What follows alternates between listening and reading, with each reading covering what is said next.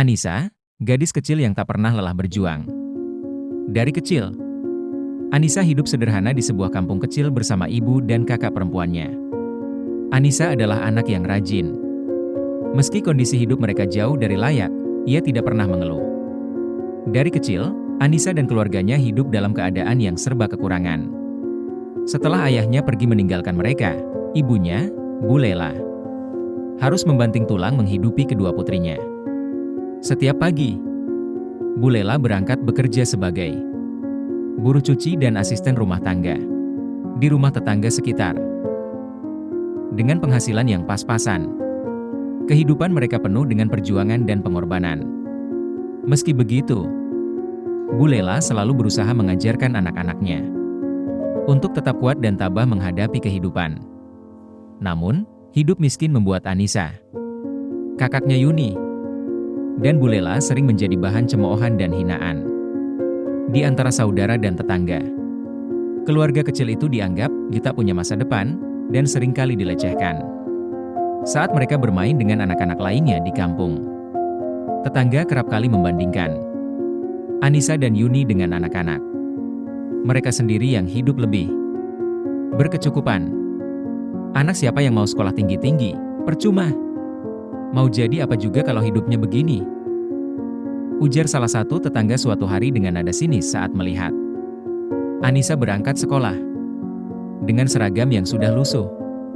Hinaan seperti itu sering terdengar. Bahkan, ada saudara mereka yang menganggap Bu Lela tidak pantas berharap banyak pada Anissa. Beberapa kali, saudara mereka menyindir Bu Lela. "Sudah, Mbak Lela, jangan ngoyo. Anissa sekolah tinggi-tinggi juga cuma buang-buang uang." Namun, Bu Lela tak pernah menyerah.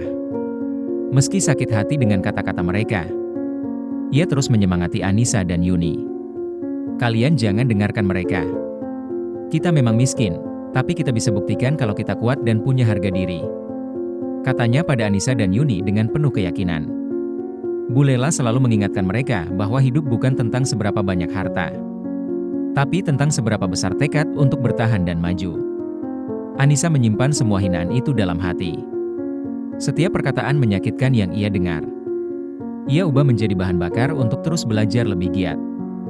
Setiap kali ada yang meremehkan keluarganya, ia berjanji pada dirinya sendiri bahwa suatu hari nanti, ia akan membuktikan pada semua orang bahwa keluarganya layak dihargai. Namun, situasi ini juga menorehkan luka di hati kakaknya, Yuni. Berbeda dengan Anissa yang keras kepala dan pantang menyerah, Yuni lebih mudah merasa rendah diri dan putus asa. Ia sering merasa tidak berguna karena tahu ibunya bekerja keras untuknya, tapi ia tak bisa melanjutkan sekolah. Ketika mendengar tetangga meremehkan mereka, Yuni sering menangis di sudut rumah, merasa hidupnya tak berharga. Anissa dan Yuni saling menguatkan satu sama lain. Walaupun jalan yang mereka tempuh berbeda, Anissa terus mengejar pendidikan, sedangkan Yuni memilih membantu ibunya bekerja di rumah-rumah orang. Meski setiap hari Yuni harus bekerja dengan tangan yang mulai kasar, ia lakukan itu dengan ikhlas demi membantu meringankan beban ibunya.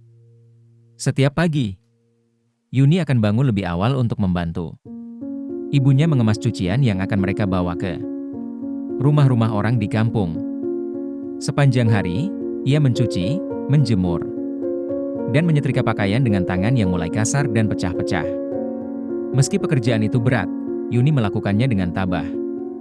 Ia tahu, satu-satunya cara untuk menunjukkan baktinya adalah dengan membantu ibunya berjuang agar Anissa bisa terus sekolah.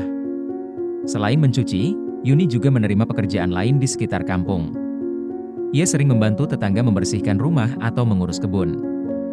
Penghasilannya mungkin tidak besar, tapi uang yang didapat sangat berarti bagi keluarganya.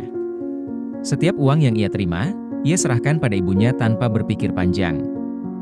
Di saat orang-orang lain meremehkan mereka, Yuni tetap tegar di depan Anissa dan ibunya. Meskipun ia terluka dan terkadang, ia harus menahan sakit hati ketika mendengar sindiran orang-orang yang mengatakan bahwa hidup mereka akan tetap miskin dan tak punya masa depan. Namun, Yuni menyimpan semua kata-kata itu dalam hati, memaknainya sebagai dorongan untuk bekerja lebih keras lagi. Meski tidak melanjutkan sekolah, Yuni sangat bangga pada Anissa dan tak pernah merasa iri. Sebaliknya, ia justru menjadi sosok kakak yang selalu mendukung dan menyemangati adiknya. Baginya, keberhasilan Anissa adalah harapan bagi keluarga mereka untuk hidup lebih baik. Di dalam hati, Yuni merasa bahwa setiap tetes keringatnya adalah bentuk cinta dan pengorbanan untuk masa depan Anissa dan kehormatan keluarga mereka. Waktu terus berlalu, Anissa terus belajar dengan giat dan tekun. Sehingga di saat kelulusannya di bangku SMA, usahanya tak sia-sia. Ia berhasil mendapatkan beasiswa. Anissa berhasil meraih beasiswa ke Inggris. Keberhasilan ini membuat sebagian tetangga mereka mulai terkejut dan memandangnya dengan mata berbeda. Namun, ada pula yang tetap mencemooh, mengatakan bahwa Anissa hanya bisa berhasil karena keberuntungan semata. Perasaannya campur aduk saat mendapat kabar itu. Bahagia, tentu saja, karena ini adalah kesempatan yang mungkin tak datang dua kali. Namun, di sisi lain, ia merasa berat meninggalkan ibu dan kakaknya. "Ibu, ini semua karena doa ibu," ia ujarnya sambil menahan haru. Saat hendak berangkat ke Inggris, Anissa menggenggam tangan ibunya dan berkata, "Ibu, ini langkah pertama kita untuk keluar dari semua hinaan mereka. Anissa akan buktikan kalau kita mampu mengubah hidup kita." Dengan berat hati, Bu Lela melepas putri kesayangannya itu. "Nak, yang penting kamu selalu ingat keluarga. Ibu bangga sama kamu, Anissa." Bu Lela tersenyum penuh haru, meski hatinya tetap dipenuhi kecemasan. Ia tahu, hidup Anissa di negeri orang tak akan mudah. Namun, ia bangga putrinya berhasil membuktikan bahwa ketekunan dan kerja keras bisa mengubah nasib. Anissa terbang ke Inggris dengan membawa doa dan harapan ibu dan kakaknya. Selama bertahun-tahun, ia belajar di negeri orang. Ia tak bisa pulang dan hanya membayangkan wajah ibunya semakin tua, semakin lelah. Anissa tahu, waktu yang ia punya bersama ibu semakin berkurang. Namun ia bertekad membuat ibunya bangga.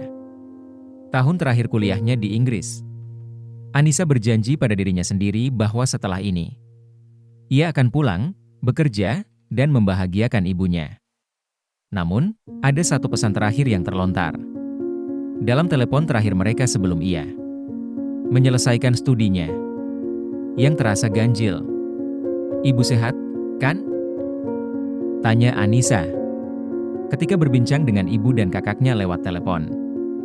Ada jeda sejenak. Suara ibunya bergetar, tapi ia tetap berusaha terdengar tegar. "Iya, Nak. Ibu sehat. Ibu tunggu kamu pulang." Bu Lela menutupi kondisinya yang semakin buruk karena sakit dari Anissa. Hal ini dilakukannya agar Anissa tidak patah semangat dan terganggu pikirannya. Namun ikatan batin seorang anak dan ibu tak bisa dibohongi. Anissa selalu berdoa agar ia dimudahkan segala urusannya di Inggris dan cepat kembali ke kampung menemui ibu dan kakaknya. Semakin hari kondisi Bu Lela semakin memburuk. Yuni yang melihat kondisi Bu Lela, meminta izin dari Bu Lela untuk memberitahu Anissa. Namun Bu Lela meminta untuk merahasiakan hal ini dari Anissa. Suatu hari Bu Lela yang semakin parah kondisinya memanggil Yuni.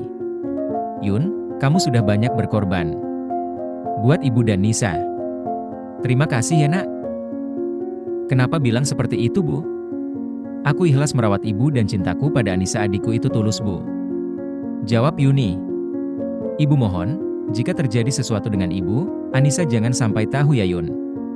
Biarkan difokus dengan kuliahnya sampai dia pulang." Yuni yang mendengar pesan ibunya tak mampu menjawab sepatah kata pun. Ia hanya menangis seakan ini adalah pesan ibunya yang terakhir dan dengan berat hati harus ia laksanakan. Meskipun sebenarnya ia tak tega berbohong pada Anissa. Beberapa hari kemudian, Bu Lela meninggal dunia. Yuni sangat hancur apalagi ketika harus menerima telepon dari Anissa. Ia harus mencari berbagai alasan ketika Anissa hendak meminta untuk berbicara dengan Bu Lela. 3 bulan setelah meninggalnya Bu Lela, Anissa kini lulus. Ia sangat bahagia dan merasa bahwa semua pengorbanan dan air matanya ibunya dan kakaknya kini terbayar sudah. Setiap kata cerca dan hinaan yang mereka terima dan masih terngiang kini terbayar. Anissa bangga memakai toga wisudanya. Ia ingin sekali ketika pulang kampung memakaikan topi wisuda itu ke ibunya. Setelah selesai menyelesaikan urusan studinya, Anissa mendapat kabar bahagia bahwa ia sudah boleh kembali ke Indonesia. Rasa tegang bercampur bahagia. Di perjalanannya ia sudah membayangkan betapa bahagianya ia ketika nanti sampai di kampung. Sepanjang jalan ia melihat pemandangan yang selama ini ia tinggalkan selama beberapa tahun belakangan ini. Dan yang paling ia rindukan ialah wajah ibu dan kakaknya. Bagaimana mereka sekarang? Apakah semakin tua atau bagaimana? Ia akan memakan masakan ibu dan tidur, bercerita, serta bersenda gurau dengan kakaknya. Itulah yang ada di benak Anissa. Namun, ketika tiba di kampung halamannya, pemandangan yang ia lihat hampa.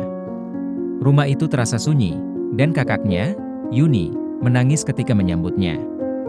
"Kenapa, Mbak?" "Kakak kenapa? Ibu di mana?" tanya Anissa sambil teriak. Ibu, Nisa pulang, Bu." Dengan suara yang tertahan isak, Yuni berkata, "Ibu sudah pergi, Nis. 3 bulan yang lalu." "Maafkan kakak, ibu meminta kakak untuk tidak memberitahu kamu, Dek." Dunia Anissa seakan runtuh. Semua impian yang ia bangun untuk ibunya, semua harapan untuk bisa membalas cinta dan pengorbanan ibunya, kini sirna. Ia menangis dan merasa sangat menyesal. Entah harus menyalahkan siapa. Berita kematian ibunya menghancurkan hati Anissa. Kehidupan yang ia dan keluarganya jalani penuh dengan hinaan, kesulitan, dan kerja keras yang tiada henti. Namun pada akhirnya ibunya tidak sempat melihat keberhasilan yang telah ia raih. Yuni kemudian mengajak Anissa ke makam Bu Lela. Sesampai di sana, Anissa berdiri di depan pusara ibunya dengan tatapan kosong sambil mengenang semua perjuangan dan hinaan yang mereka alami. "Bu, Anissa pulang, Bu," ucapnya lirih. Air matanya jatuh membasahi tanah, membawa semua sesal yang tak terungkap.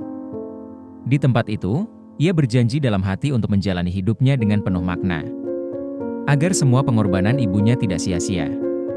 Semua hinaan yang dulu mereka terima kini hanya tinggal kenangan. Tapi tekad Anissa untuk menjaga harga diri keluarga mereka tak akan pernah pudar. Sebagai bentuk penghormatan terakhir, Anissa memesan sebuah batu nisan untuk ibunya. Batu nisan itu dihiasi ukiran indah, sebagai tanda cinta kasihnya yang tak sempat terbalaskan. Di batu itu, ia menuliskan kata-kata terakhir untuk ibunya. "Untuk ibu yang selalu jadi cahaya dalam kegelapan. Terima kasih, Ibu." Segala yang Anissa capai adalah karena doa dan cinta ibu. Di depan pusara itu, Anissa berjanji bahwa ia akan menjalani hidup dengan penuh makna, untuk mengenang ibu yang telah memberikan segalanya. Hingga akhirnya, hadiah terakhir yang bisa ia berikan hanyalah batu nisan sebagai tanda cinta abadi. Semenjak hari itu, kehidupan Anissa dan Yuni terasa penuh dengan perubahan. Meski diselimuti rasa kehilangan yang mendalam karena kepergian ibu mereka. Kehilangan ibu membuat mereka merasa kehilangan pijakan. Namun keduanya tahu bahwa ibu pasti ingin mereka tetap kuat.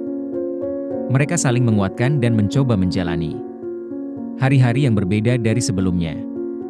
Anissa, yang kini telah berpendidikan tinggi, memiliki peluang besar untuk mendapatkan pekerjaan yang layak. Namun, ia memilih untuk tinggal sementara di kampung dan merawat rumah kecil peninggalan ibu mereka. Anissa merasa, setelah semua pengorbanan yang dilakukan ibu dan Yuni untuknya, inilah saatnya ia berbakti pada keluarga dan membawa perubahan nyata.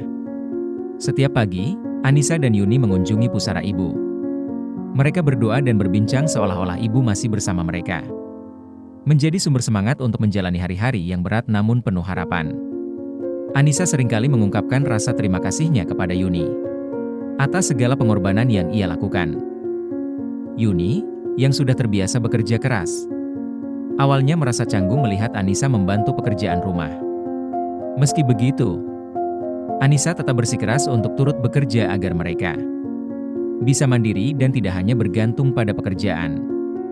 Anissa di kemudian hari, dengan pendidikan dan keterampilan yang dimilikinya, Anissa mulai berusaha membuka peluang usaha kecil di kampung mereka.